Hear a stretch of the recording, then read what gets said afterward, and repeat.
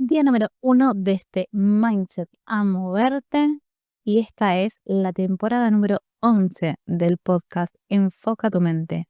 Mi nombre es Marcela Vázquez y como siempre sugiero que no empieces por la última temporada del podcast, que escuches cosas antes. Mindset Madres es una buena recomendación.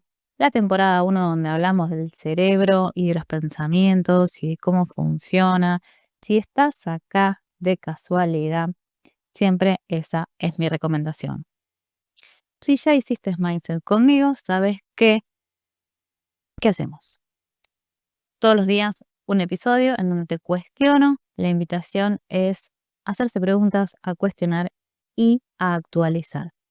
¿Qué es esto de los mindset? ¿Qué es un mindset?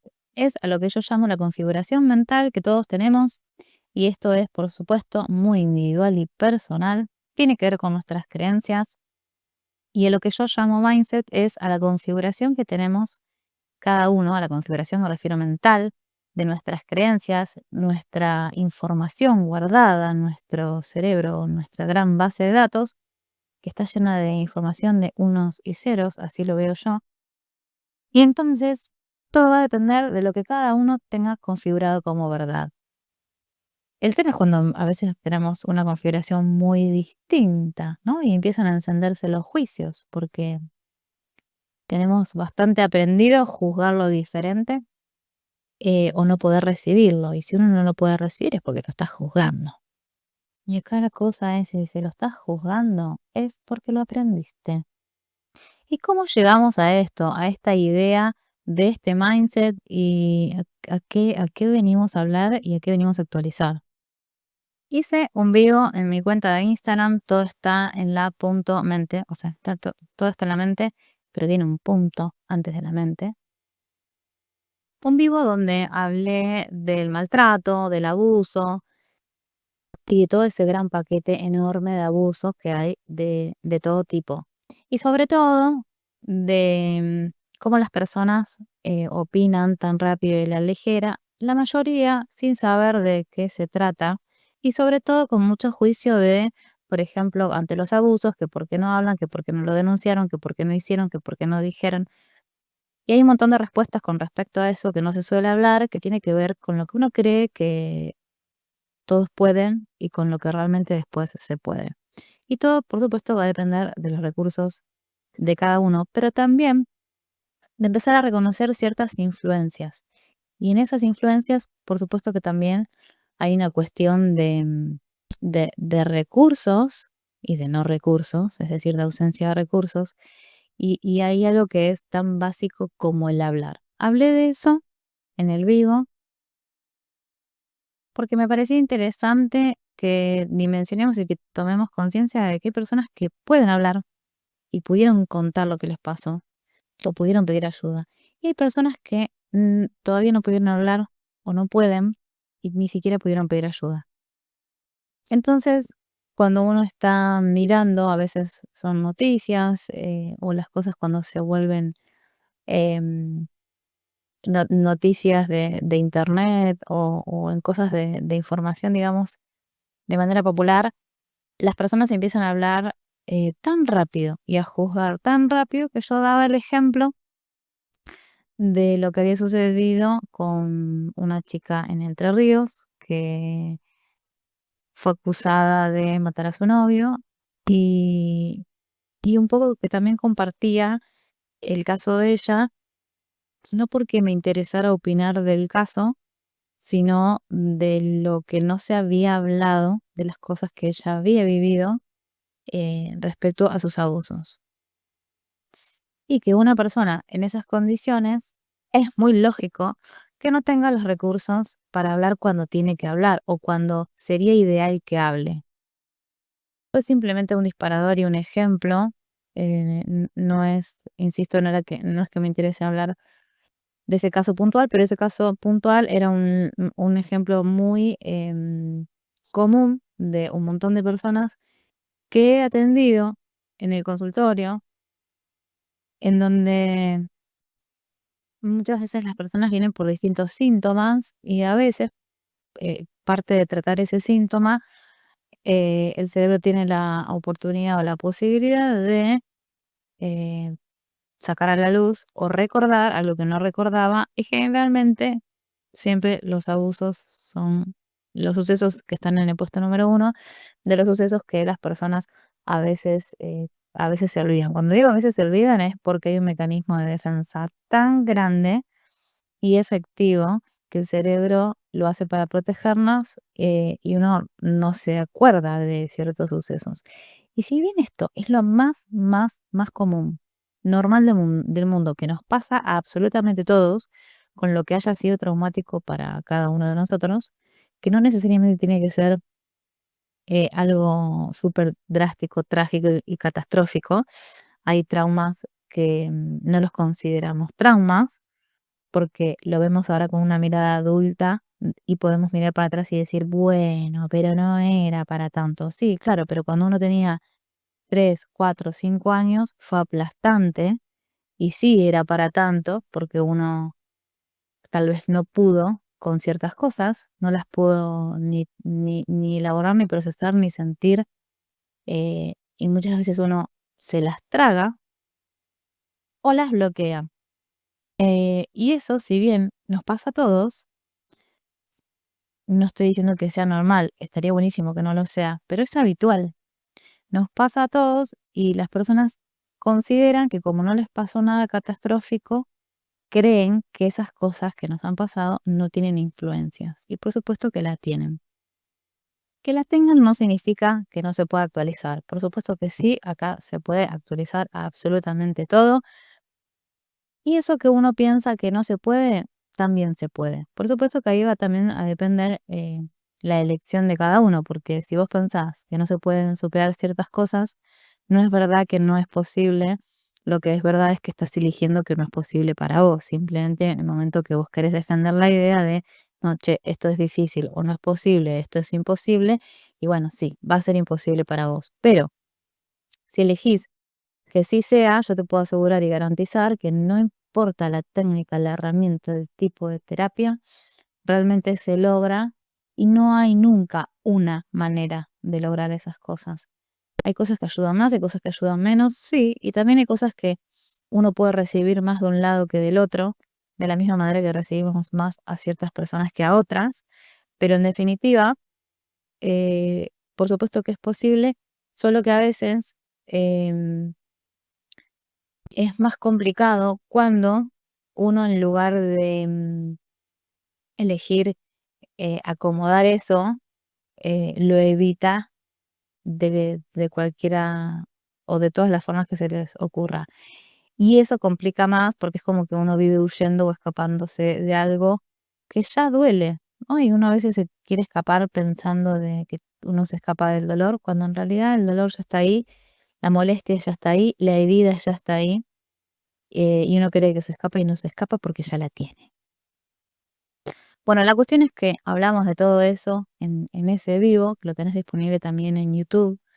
Y a partir de eso, hablando entre maltrato y abusos, a mí me interesaba hablar también de la manera en la que uno se maltrata y que no suele reconocer porque no suele darse cuenta, ¿no? En esto que uno lo tiene naturalizado o es normal para uno, no lo tiene, no es que lo hace con conciencia o conscientemente. A veces sí, pero uno está tan acostumbrado a hacerlo que la mayoría de las personas no lo registran tanto.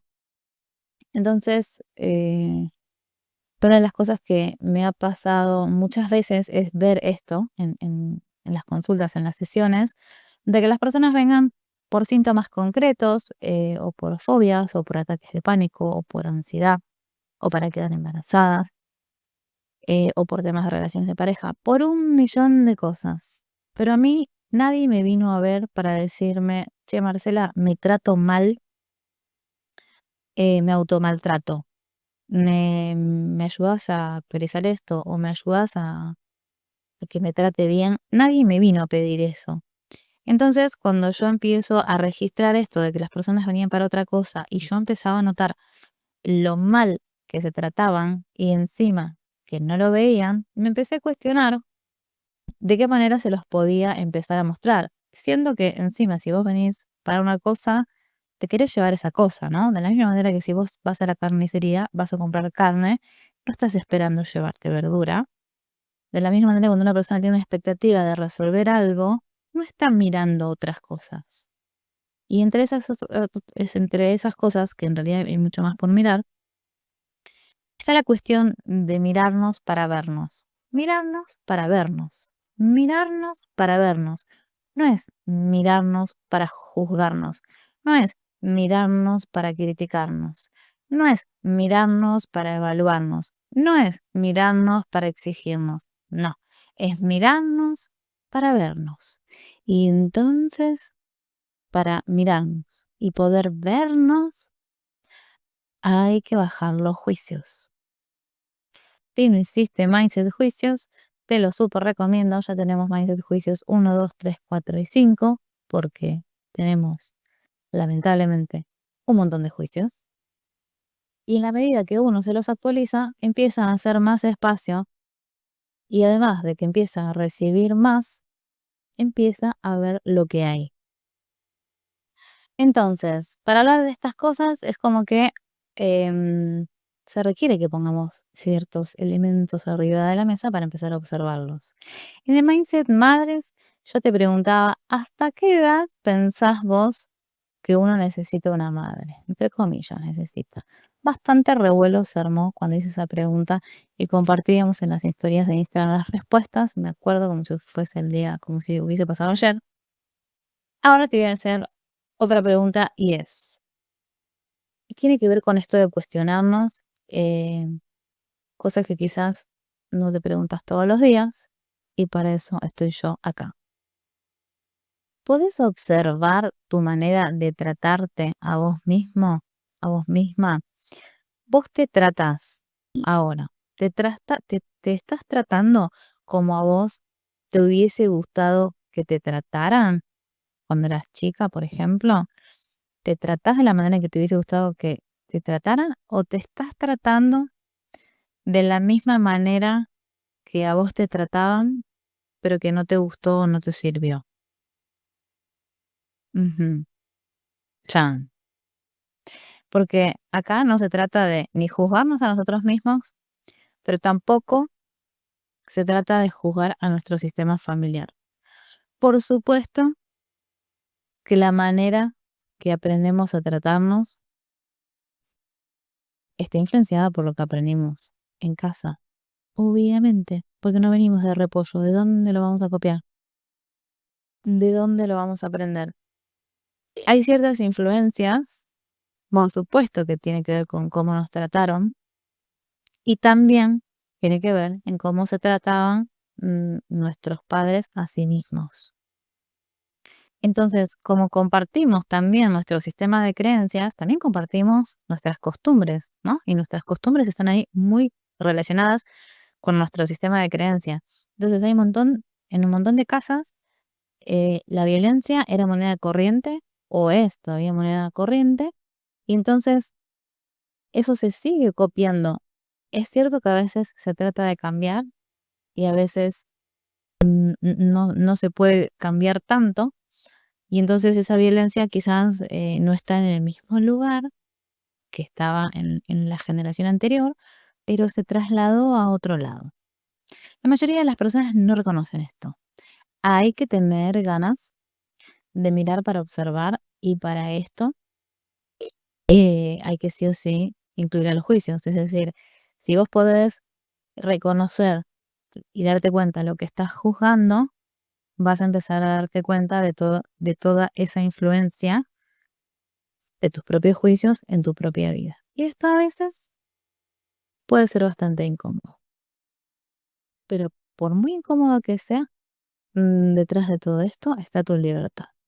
Así que te preparé por cada episodio una canción que se llama Trátate Bonito para que la puedas escuchar en distintas versiones y puedas empezar a actualizar en paralelo mientras hacemos el mindset. ¿Cuál es la intención?